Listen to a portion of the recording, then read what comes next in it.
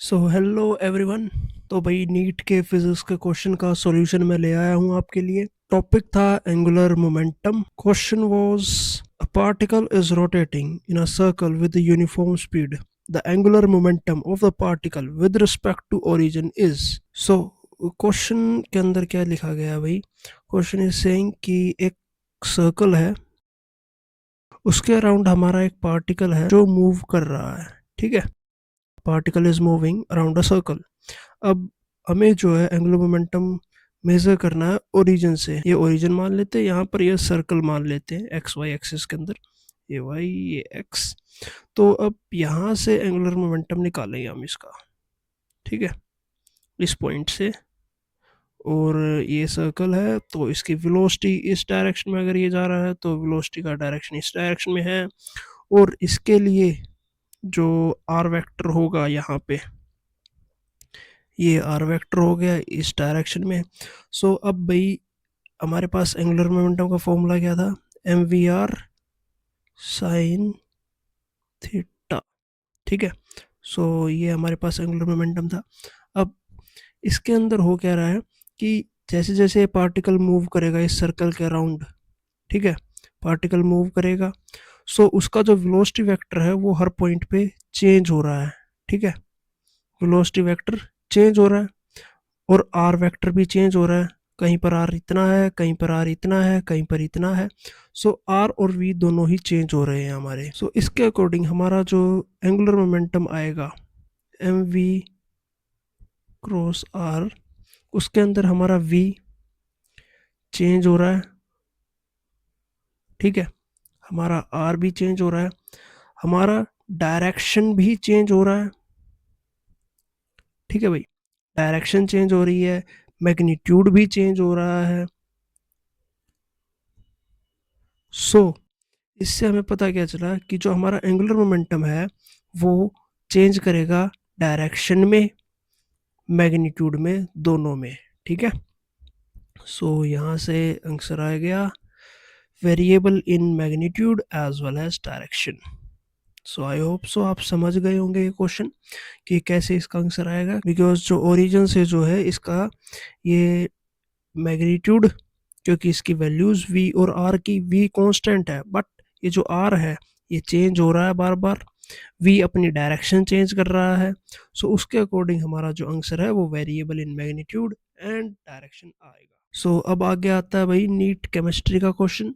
ठीक है, NEET chemistry का जो क्वेश्चन था उसका टॉपिक है moles. So question was 1 gram sample of chalk is completely neutralized by 100 ml 0.04 normality HCl solution. Percentage weight by weight calcium carbonate in the sample is.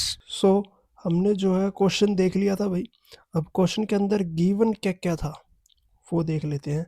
हमारे पास given था HCl के according 0.04 normality, साथ में उसकी volume given थी जो कि थी हंड्रेड्स ऑफ ml।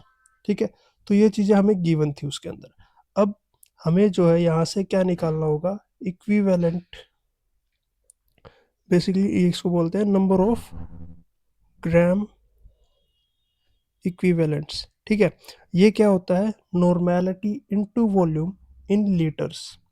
अब हम HCl का निकाल सकते हैं नंबर ऑफ ग्राम इक्विवेलेंट्स, जो कि हो जाएगा 0.04 इंटू में 0.1, which will be equal to 0.004 equivalents. अब यहाँ से हमें एक चीज़ और पता है, कोई भी न्यूट्रलाइजेशन की इक्वेशन होगी, ठीक है, उसके अंदर क्या होगा?